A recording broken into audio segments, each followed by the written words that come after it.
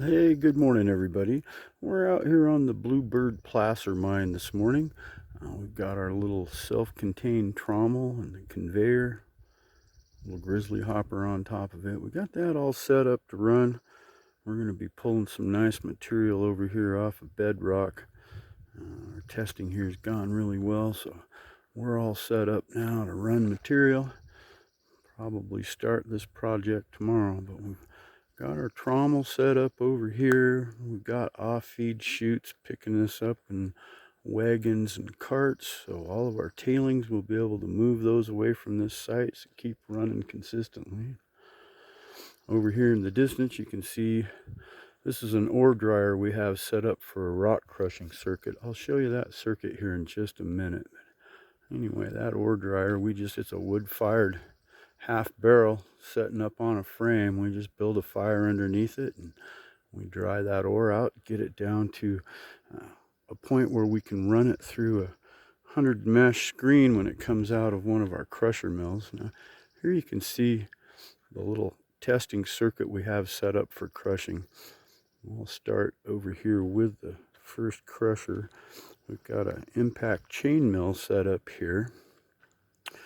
Material goes in through this, and from there it drops down into a bucket that would be sitting on top of that bucket. And you can see the hoses that we have run. Now that's dust collection system, so when we run this there's no dust going out at all.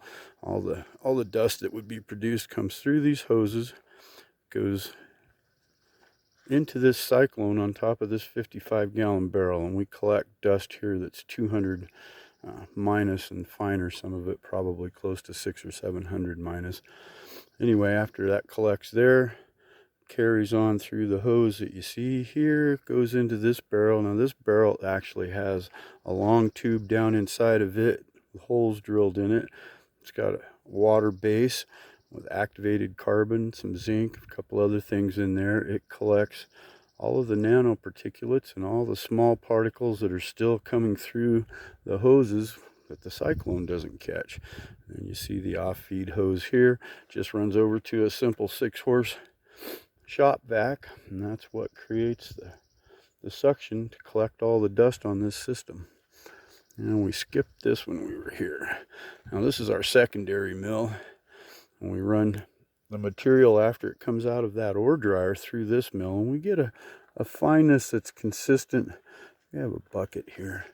If I can get a close-up, the yellow bucket there, that's material that's ran through that, and what we see in that is stuff that's probably in the range of 120 to 180 minus, and that's about as fine of a crush as we can get. What you see in these buckets right here, now that's the first crush that came out of this chain mill that was right here. So anyway, this is our testing circuit. We run material out of the veins through this crusher, get it down to where we can get a good test on it. And we've already taken a look at our trommel system that we have for testing the placer ground here. Everything we've got here is ran off of this 9,000 watt generator. Got lights set up so we can run at night. Plenty of daylight out here this time of year, so we typically don't need to be doing any running at night. Get a little close-up view of this trommel, and I'll show you how this system works. So this is a completely self-contained unit. You can see this reservoir back in underneath the sluice box. Now it holds 100 gallons of water, and then the reservoir that you see here that's got this Archimedes screw in it, it holds probably another 25 gallons of water. But the system's completely self-contained. We don't feed any water through it, and we don't have a slurry tailings coming out. The large pieces that come through, when you look back at our conveyor, you can see that grizzly. It's got 2-inch or 2.5-inch spacing on those bars, so nothing comes into this trommel that's any larger than that. Those rocks, the bigger ones, now they come out off the end here, go down this chute and feed right into that cart. And the small particles that come down through this sluice, when it's running, they go into this tub here where you see this Archimedes screw, and it spirals all of the really small fine particles, mud if you would, comes up out of this and dumps into this trailer that you see right here. And of course there's a water system that sprays up underneath here. I don't think I can get down low enough to show it, but anyway, there's a nozzle that's inside this that sprays, and it keeps that slurry from just turning into a sludge on the bottom. And it also allows all the heavies, anything that would not be caught in this sluice box, they'll go down and drop down to the bottom of that. And then there's a clean out port down at the bottom where you can drain that out, which pretty much makes this system 100% recovery. You don't lose any gold or any of the heavy minerals depending on what you're running, but it is all self-contained, and it is a 100% recovery unit.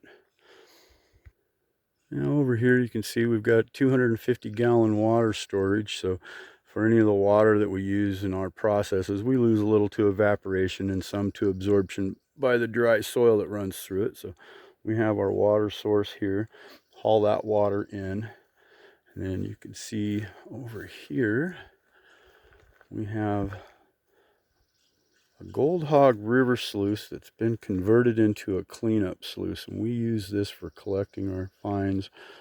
You can see there's some material here waiting to be ran through that and have the gold cleaned out of it.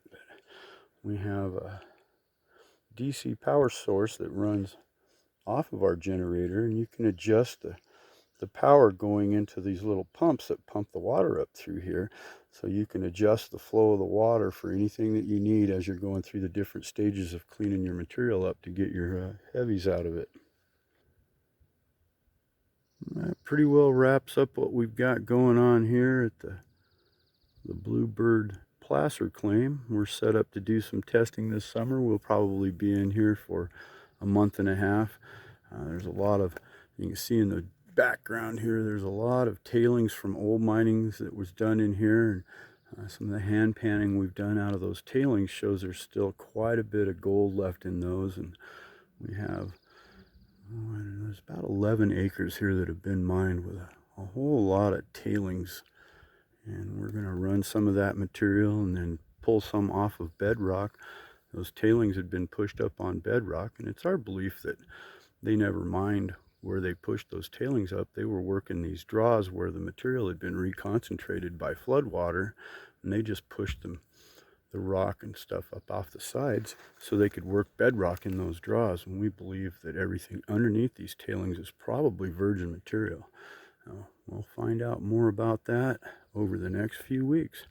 Well, stay tuned for more stuff.